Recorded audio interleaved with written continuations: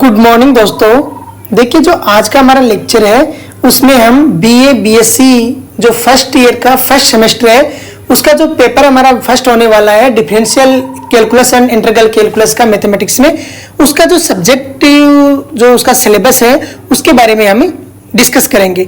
देखिए, बीए और बीएससी दोनों में मैथ आती है। जो फर्स्ट सेमेस्टर में जो मैथ को रखता है उनको, तो उसमें सिलेबस क्या रहने वाला है, differential calculus and integral calculus, इन दोनों में से सिलेबस है उसमें से पूछा जाएगा। देखिए, थोड़ा सा सिलेबस को मैं ऐसे मान रहा हूं कि इसको थोड़ा सा अनइवन बनाया है, क्योंकि differential calculus and integral calculus जो टॉपिक होते हैं वो थोड़े से टफ रहते हैं।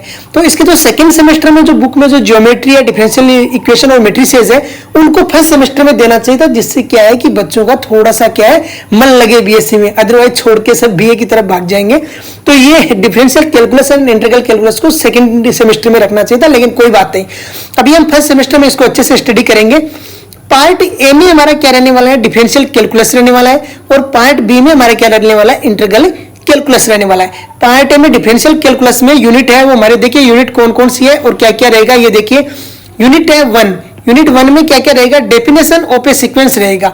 Introduction to Indian ancient mathematics and mathematicians should be included under continuous internal evaluation CIE. Definition of sequence, sequence की डेफिनेशन रहेगी। थॉर्म्स और लिमिट्स ऑफ सीक्वेंस रहेगा। बाउंडेड एंड मोनोटोनिक सीक्वेंस रहेगा। कोची कन्वर्जेंस क्राइटेरिया रहेगा। Cauchy sequence रहेगा। Limit superior and limit inferior of sequence रहेगा। Subsequence रहेगा। Series of non negative terms रहेगा। कन्वर्जेंस एंड डाइवर्जेंस रहेगा। कॉम्प्रेशन टेस्ट रहेगा। Cauchy integral test रहेगा। Ratio test रहेगा। रूट टेस्ट रहेगा। रेबेज लॉगरिथम टेस्ट रहेगा। De Morgan and Bertrand test रहेगा।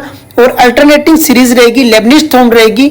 और एब्सोल्यूट एंड कंडीशनल कन्वर्जेंस रहेगा। देखिए, ये यूनिट है वो आपको बहुत ही टफ लगने वाली है, लेकिन अगर इसको अच्छे से स्टडी करोगे तो एक सब्जेक्टिव टाइप का पेपर है, हो जाएगा। आगे देखिए, सेकंड यूनिट में आएगी limit, continuity and differentiability of function of single variable, Cauchy definitions, Heine's definitions, equivalence of definitions of Cauchy and Heine, uniform continuity, Borel's theorem, boundedness theorem, Bolzano's theorem, intermediate value theorem, extreme value theorem, Darboux intermediate value theorem for derivatives, chain rule और indeterminate forms, ये रहने वाले हैं आपको second unit में। देखिए, इसमें जो सेकंड यूनिट वाला सिलेबस है वो इजी है। वहां पर क्या है, पर्टिकुलर आपको दिया हुआ रहेगा डार्बोक्स मेथड, प्रूव दैट, तो डार्बोक्स मेथड ही आपको पढ़ के जाना है और सॉल्व आउट कर देना है।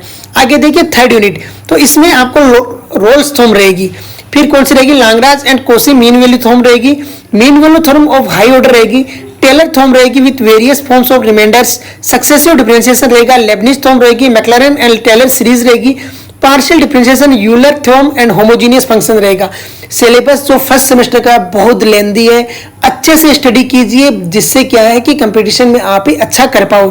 परसेंट तो आ ही जाएंगे यार, जैसे तैसे रट के जो भी करना है आपको कीजिए। परसेंट आने में दिक्कत नहीं है, दिक्कत होती है कि आप कंपटीशन में जब क्वेश्चन पहुंचा जाता है ऑब्जेक्टिव टाइप का, तब कैसा परफॉर्म करते हो, ये डिपेंड करता है। फोर्थ यूनिट पूरी की पूरी समझने पे बेस्ड है, तो जिसमें क्या फॉर्मूला लगता है, tangent and normal find out करना है, सिम्पटोट्स फाइंड आउट करना है। क्या फाइंड आउट करना है, सिम्पटोट्स। कर्वेचर फाइंड आउट करना है। इन्वेलोप फाइंड आउट करना है। इवेल्यूट्स फाइंड आउट करना है। Test for concavity and convexity है। पॉइंट्स ऑफ इन्फ्लेक्शन है।